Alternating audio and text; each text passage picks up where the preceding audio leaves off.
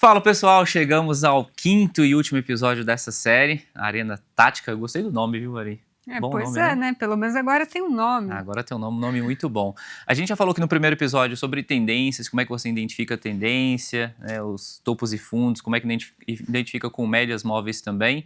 Segundo episódio, pivôs, né, quando não entrar, quando entrar, comprar e venda, pivô de alta, pivô de baixa.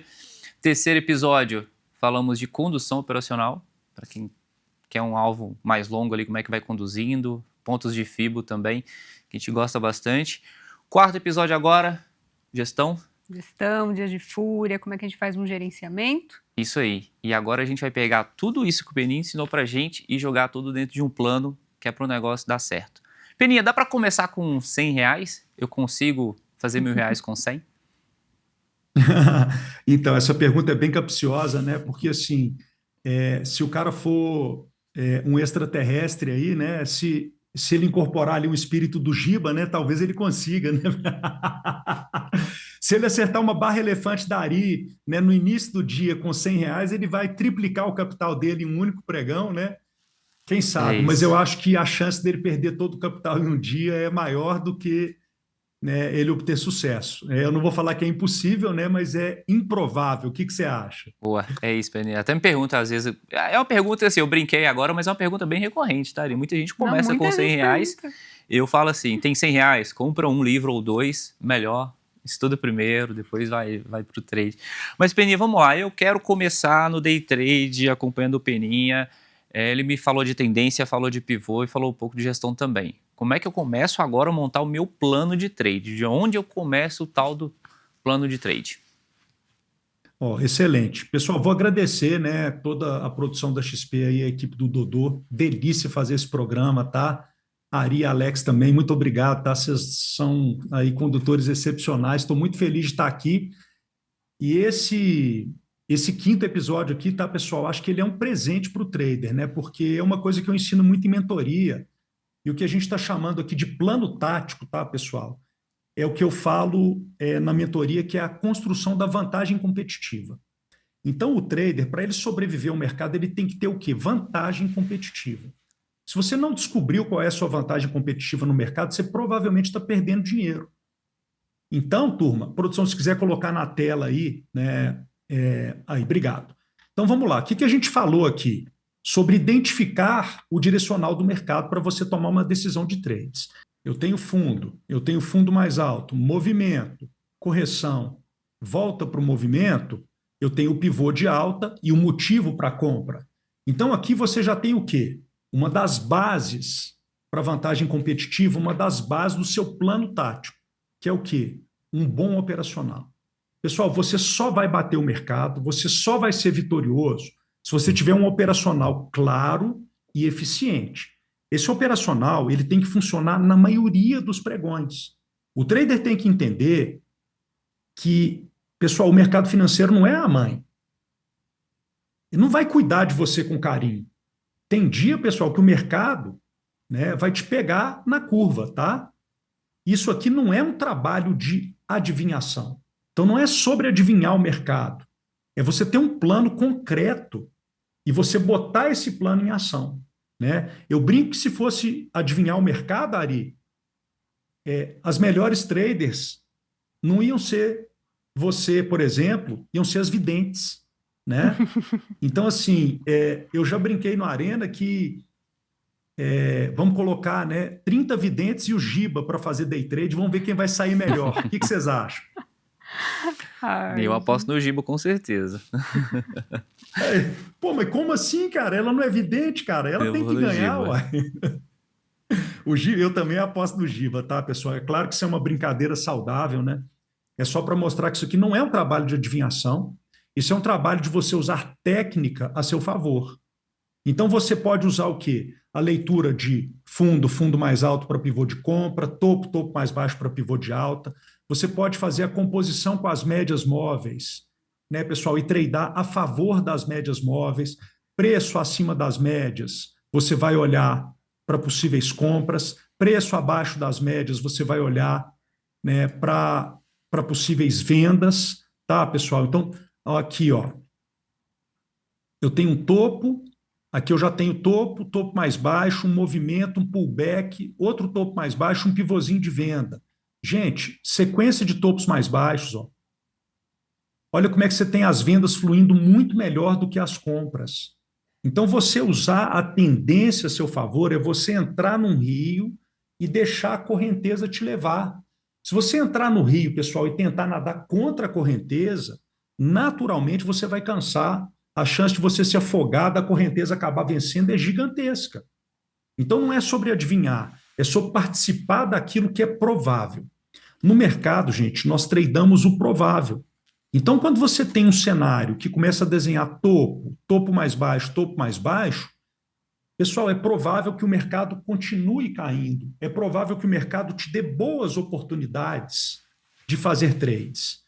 E aí você vai definir as regiões que te interessam tradar. Esse é um ótimo ponto também, né? Quando eu entro, eu tenho um movimento, eu tenho um pullback, a média de 20 trabalhou como resistência, eu tenho uma barra de força vendedora. Pronto, gente. Você tem 3 sinais te mostrando a possibilidade de vender. Aqui tem uma venda, um ótimo motivo para você se interessar pela venda, tá? Então, isso é muito importante. Você vai definir as suas entradas de maneira muito clara.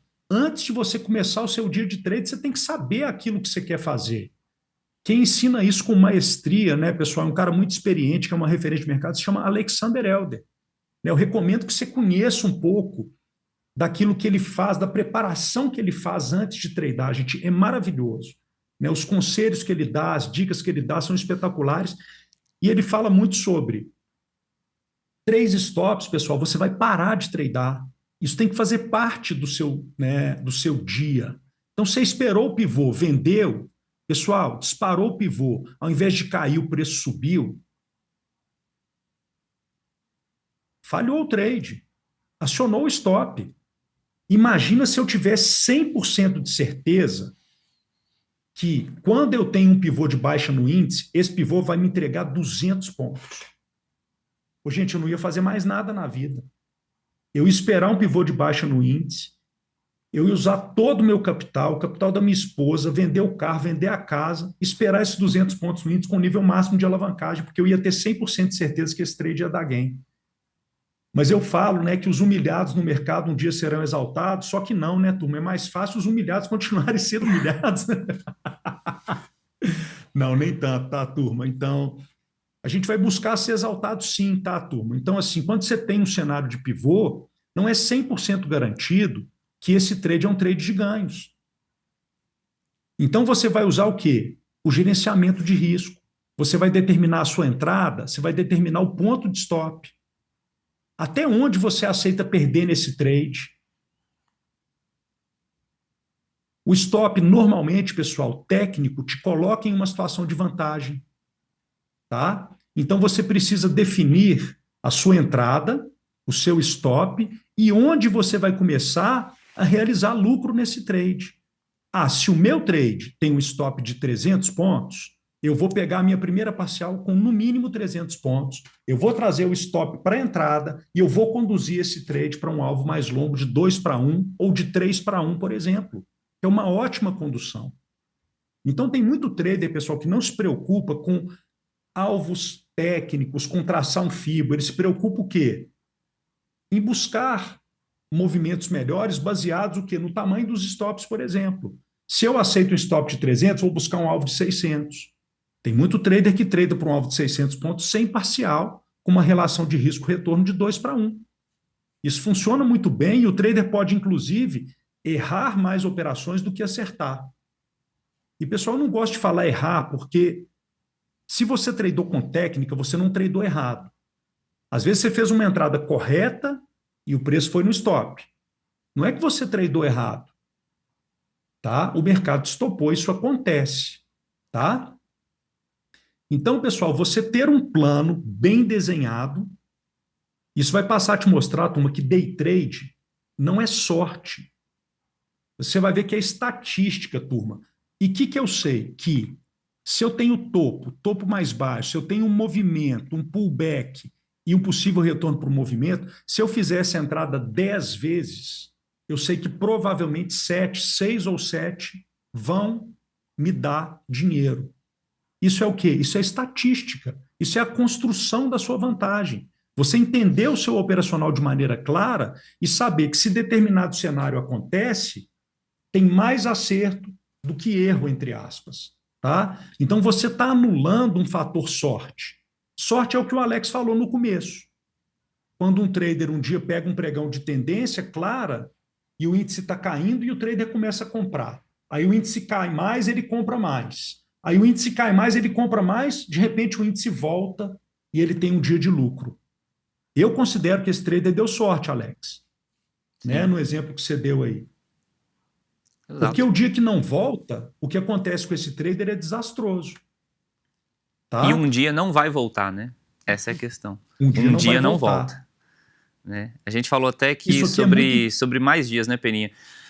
Talvez o trader ele fique muito refém de um único acerto ali, de um único trade que dá gain, ou de um dia somente dar errado.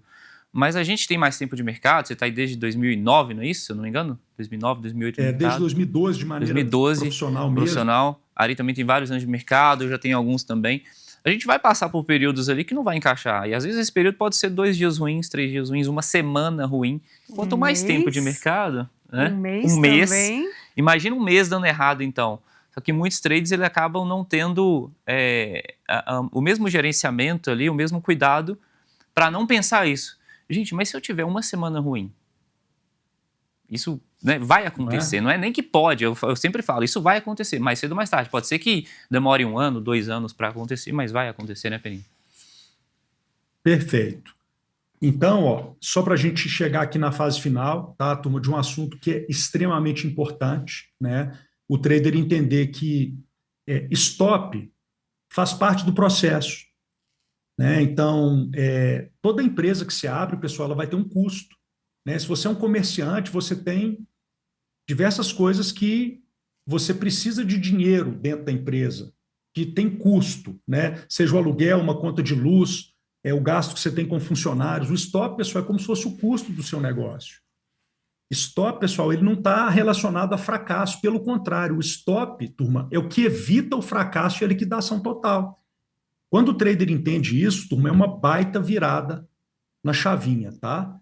Então, turma, quando você aprende a ler tendência, quando você aprende a identificar pivô, quando você respeita a direção, a sua vida como trader ela vai melhorar. Não é porque você nunca mais vai tomar stop, não é porque você não tem risco, mas é porque você vai estar tradando de uma maneira mais saudável, você vai estar distante de gatilhos de fúria, você vai estar distante daquilo, pessoal, que te traz dano no mercado, aquilo que faz você perder dinheiro. E se você está perdendo dinheiro, turma, está na hora de começar a fazer o quê? Diferente. Revisa esse 5º episódio, do início até o fim.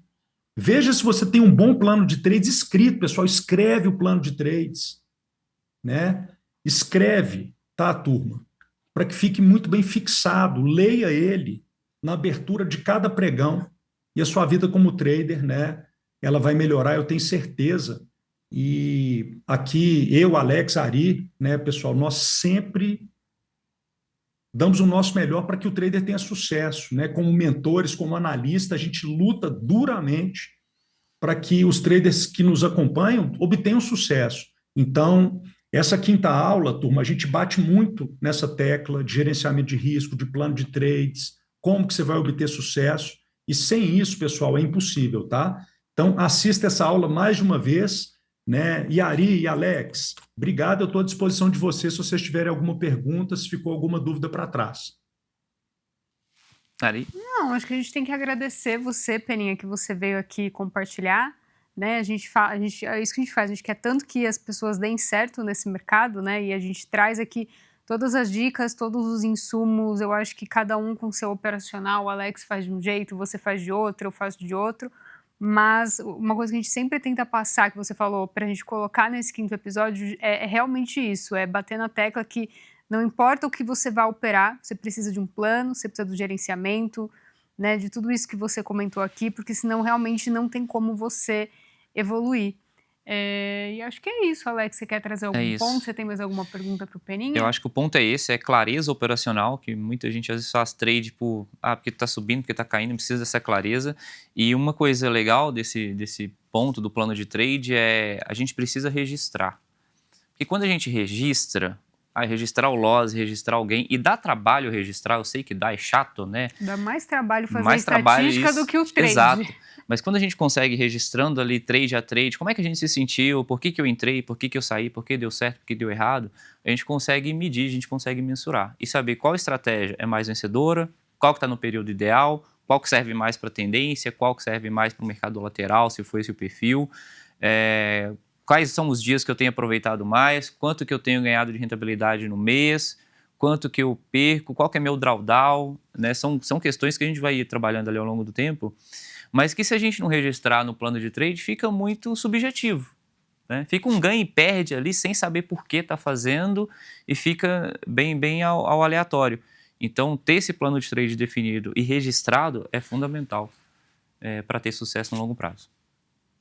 É isso, gente. Sensacional. Obrigado. Agradecer a produção aí também, tá? Turma, o empenho de vocês, né? Beijo na Ari. Obrigado, Alex, turma. Ué. E nos vemos nos próximos aí, tá? Gratidão. É isso aí. Valeu, obrigado, gente. Peninha. Obrigada, gente. Ari, obrigado. Até a próxima. Pessoal, até a próxima. Vamos lá.